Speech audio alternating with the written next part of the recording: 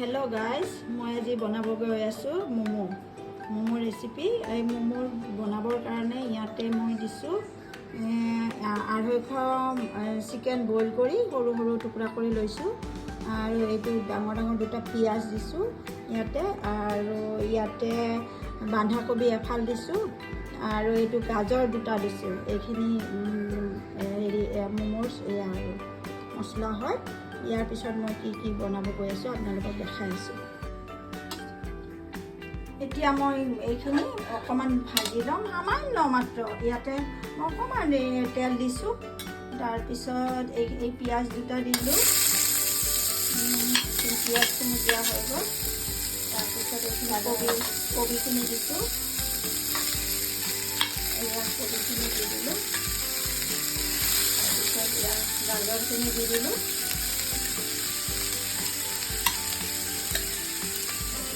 এই চিকেনখিনি দি দিলোঁ।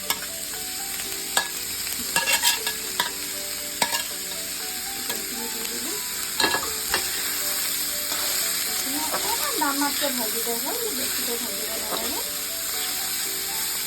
বেছি নিদিওঁ, ইয়াতে অকণমান নিমখ দি দিওঁ, জোখত যিখিনি লাগে সেইখিনি নিমখ দি দিওঁ। এতিয়া মই অকণমান ইয়াত জোখত যিখিনিমান লাগে জোখৰ নিমখ দি দিলোঁ।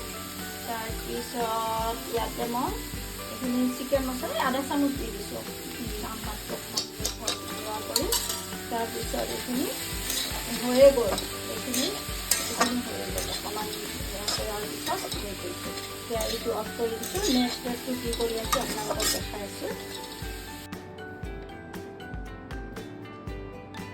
এতিয়া মই এইখিনি ইয়াতে গোটেইখিনি ৰেডি হৈ গ'ল, ইয়াতে ৰাখি দিলোঁ। আৰু ইয়াতে মই ঘৰুৱা সামগ্ৰীৰে, মানে ময়দা দিয়া নাই, আটা 2 কাপ দিছোঁ, আৰু নিমখ অকণমান দি গৰম পানী দি ধুনীয়াকৈ এই আটাখিনি মাৰি লৈছোঁ।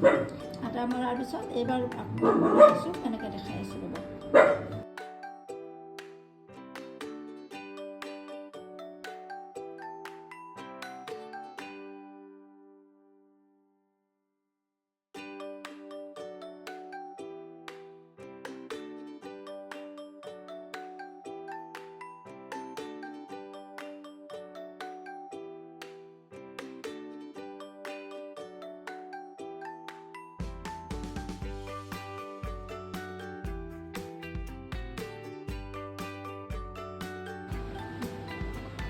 এতিয়া এইখিনি ম'ম'খিনি বনাই ষ্টিমাৰটোত ধুনীয়াকৈ অকণমান তলত তেল সানি এটা এটাকৈ ধুনীয়াকৈ দি এনেকৈ ইয়াতে পানীটো যেতিয়া উতলিলে ইয়াতে ম'ম'খিনি দি দিলোঁ।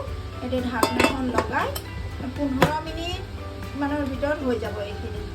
এতিয়া চাওকচোন কিমান ধুনীয়া হৈছে, ম'ম'কেইটা সিজি গ'ল। এতিয়া মই খোৱাৰ কাৰণে পৰিৱেশন কৰিম, আপোনালোকক দেখাইছোঁ ৰ'ব।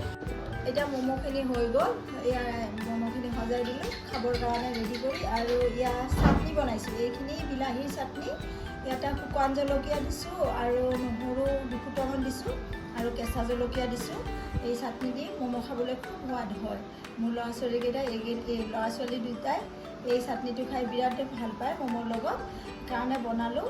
এইটো মোৰ এই চেনেলটোত আপোনালোকে মোক লাইক কৰিব, শ্বেয়াৰ কৰিব, ছাবস্ক্ৰাইব কৰিব, মোক মৰম দিব বুলি আশা কৰিলোঁ। আপোনালোকে মোৰ এই ভিডিঅ'বিলাক চাব, মোক মৰম দিব। ধন্যবাদ।